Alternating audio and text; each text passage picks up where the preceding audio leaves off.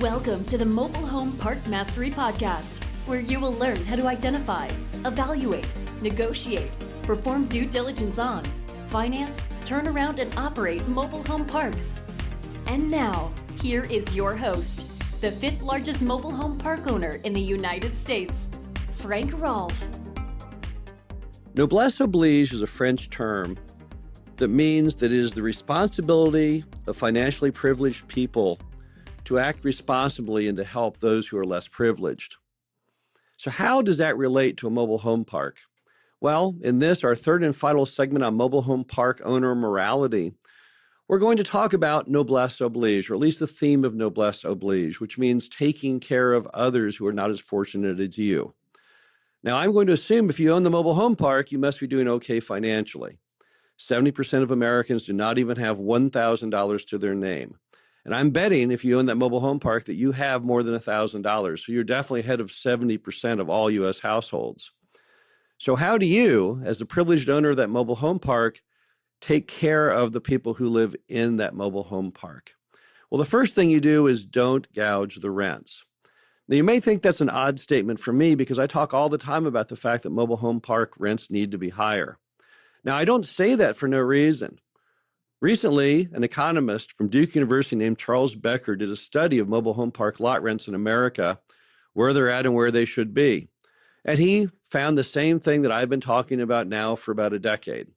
What he found is that mobile home park lot rents are roughly 30 to 40% below where they're supposed to be. Now, that's based on all other forms of housing, and it's also based on what people can afford. So what does it mean? It means that mom and pop, when they built the park, typically back in the 60s, the lot rent was $50 a month.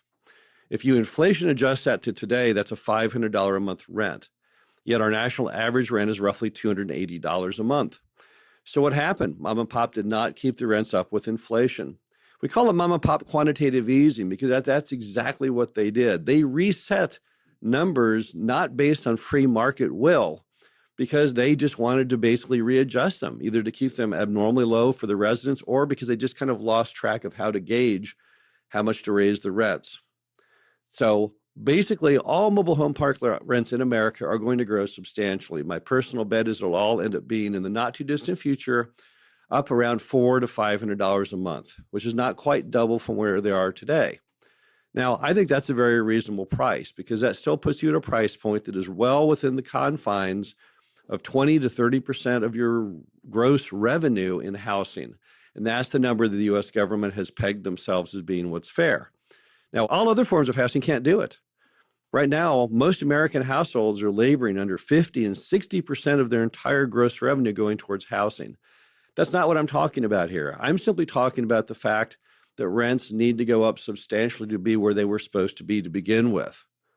However, even then, once those rents get up there where they're supposed to be at $400 to $500 a month, that still does not mean that the park owner cannot seize that moment and make them go far higher. And that's what I call gouging. That's when you take your rent beyond the economic level that it should be at, and you try and basically take advantage of people and push it to levels never seen before.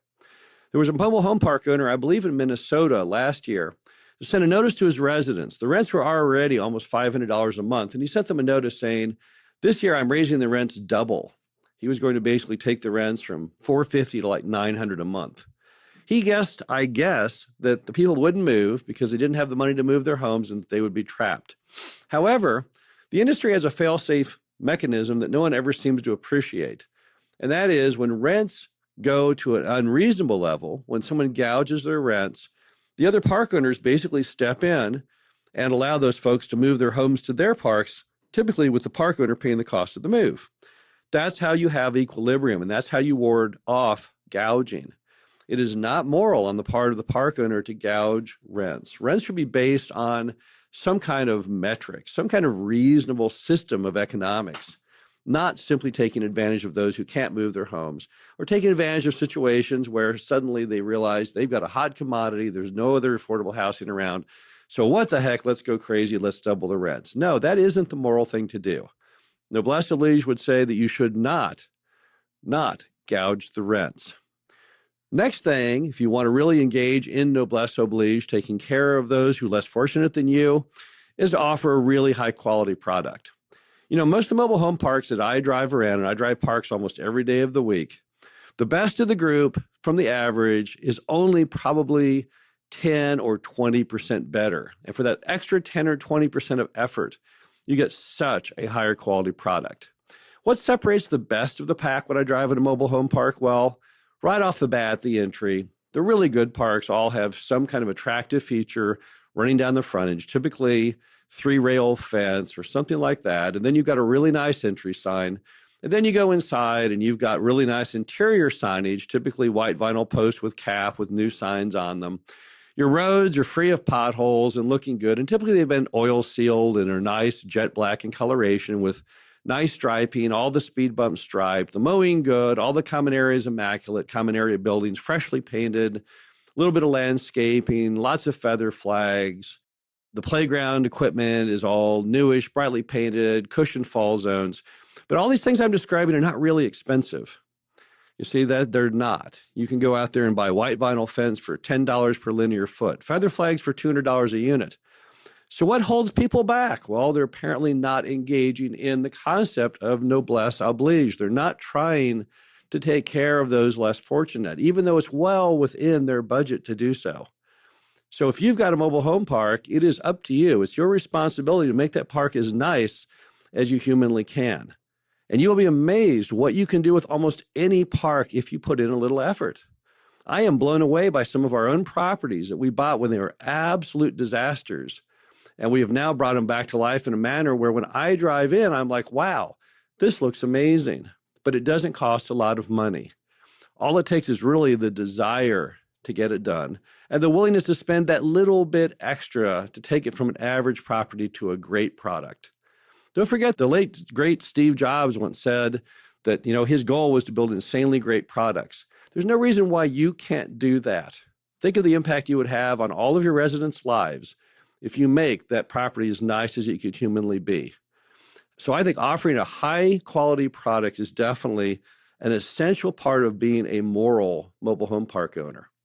Another part of being a moral mobile home park owner is creating great gathering spaces and building that sense of community.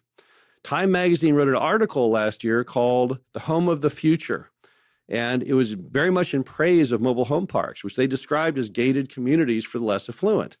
I don't know if that's really true because our owners are not always less affluent. Many of our residents are actually doing quite well financially. But nevertheless, the theme of the article was good, and that's that basically mobile home parks offer a great chance for a sense of community. I toured a mobile home park owned by Tony Tsai. He's the guy that sold Zappos.com a few years ago. He netted $800 million from the sale. What people don't know is he lives in a mobile home park in Las Vegas. He owns the park and he lives in it. He was living in a high-rise condo, a penthouse, and he was very lonely. And he wanted a sense of community. He wanted to have people that he could share their stories, their interests, do things as a group. So he brought to life an old mobile home park there in Las Vegas, and it's called Airstream Village. And he populated it with tiny homes and Airstream trailers. And he lives there, along with about 30 other households. And he loves the sense of community. That's why he did it. In fact, he's expanding it now. He's moving it across the street and making it even bigger. The moral of all this is people like being around other people. There was a Harvard study a while back that found that the key to happiness in life are relationships. So what better place to have relationships than in a mobile home park? My partner, Dave Reynolds, lived in several mobile home parks over the years as he was turning them around and fixing them. There's one in particular in Hondo that he moved into after a tornado. He wanted to be there on site to bring it back to life. If you talk to Brandon, his son, he will tell you that those were some of his happiest childhood memories was that park in Hondo. Everyone was such a tight-knit group. There was such a great sense of community there. So the moral thing to do under Noblesse Oblige with your park is to help create those relationships. How do you do that? You have to be the catalyst. Provide gathering spaces, places for people to sit, to meet, to do things. It can just be picnic tables in a field. It can be a sports field, anything, something that brings people together. Also, generate that sense of community by having a park newsletter, maybe a park bulletin board, maybe a house of the month, whatever you can do.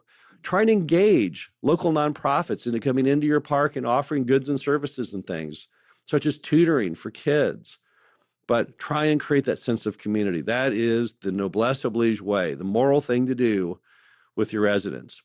Another part of Noblesse Oblige in a mobile home park is to try and help cut other household costs. Right now, we're working on a pilot program to do cable bundling in some of our parks.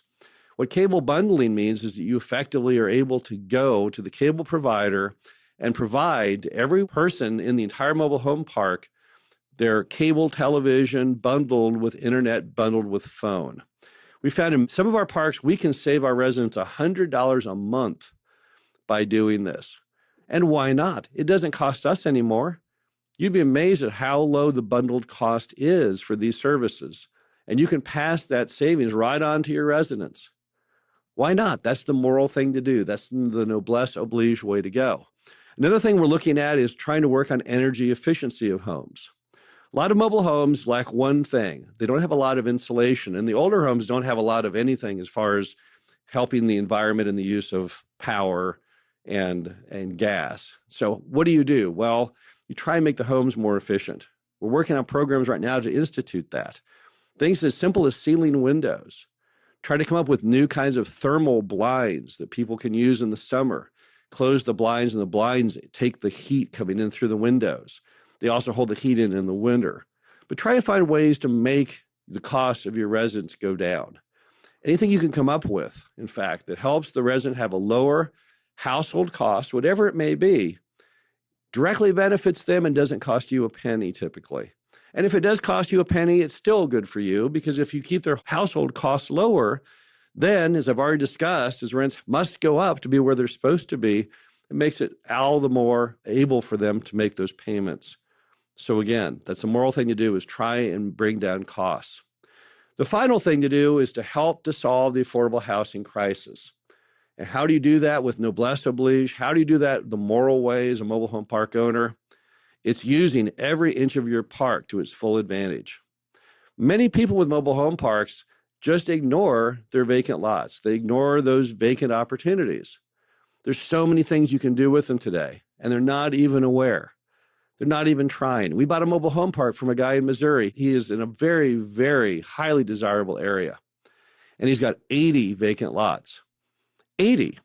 Not any effort for decades to ever fill those 80 vacant lots. We bought the mobile home park from him, and now we're aggressively filling them with nice, happy households who can't believe what a deal they're getting. They're in this park able to get a brand new mobile home, a 3-bedroom, 2-bath home with a yard in one of the top school districts in St. Louis for hundreds of dollars a month less than that nasty old apartment complex down the street. The people could not be more ecstatic. So if you really want to engage in Noblesse Oblige, if you want to be a moral mobile home park owner, you've got to fill your lots. You've got to learn the methods, the options to fill your lots. There's so many great things today that didn't exist even 5 years ago. The 21st Mortgage program called the Cash program is out there. They've extended it on now where you can do used homes as well. That allows you to bring in homes at zero cost to you. And all they ask in return is that you agree to make the payment on the home in between residents. That's not asking much. In many cases, the homes don't default at all. Let's say a home did default. What would you be out? 3 or 4 months of payments tops? $1,200 plus the cost of fixing the home, maybe $2,000. Is $2,000 a lot for out of pocket for over a 30-year horizon of that occupied lot? I think not. So there's so many amazing options out there today to fill lots, but you've got to harness it. You've got to have the desire. You've got to have the sense of urgency. You've got to think that every vacant lot you have is one more household that is not able to obtain affordable housing. And on top of that, if you're providing a great product, one more household that doesn't get to share in your great product or that great sense of community that you're providing. So we've all park owners, ourselves included, to do the moral thing, to do what's right, to do Noblesse Oblige. We've got to find ways to fill all of our vacant lots. And don't forget as well our vacant homes. In every mobile home park in America, you should see every home full and every lot full, because that is the moral thing. That is the right thing, the just thing. That means you are finally engaging on a macro scale in Noblesse Oblige, because you, the fortunate soul that owns the park, is allowing everybody who needs your product, who needs affordable housing, to share in the bonanza. So you've got to basically be more aggressively embracing the concept of Noblesse Oblige. This is Frank Ruff, the Mobile Home Park Mastery Series. I hope you enjoyed this 3-part series on the mobile home park owner morality, and I'll be back again next week. Thank you for listening to the Mobile Home Park Mastery Podcast. Be sure to visit us at mhpmastery.com to subscribe to the show, read our show transcriptions, and access all of our great information on mobile home park investing.